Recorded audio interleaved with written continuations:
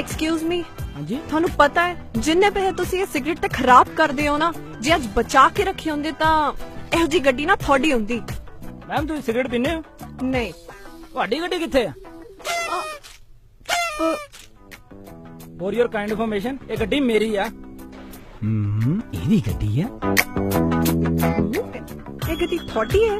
ਹਾਂਜੀ ਮੈਂ ਤਾਂ ਉਹੀ ਕਹਿ ਰਹੀ ਸੀ, ਨਾਈਸ ਕਾਰ ਆ।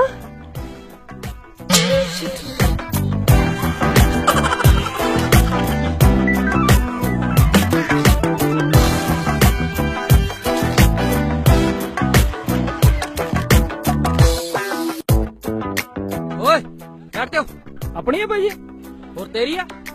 ਨਹੀਂ ਨਹੀਂ ਭਾਈ ਮੇਰੇ ਤਾਂ ਪਿੱਛੇ ਬੁਲਟ ਖੜਾ ਹੀ। ਸੌਰੀ ਭਾਈ ਸੌਰੀ ਦਫਾ ਹੋ।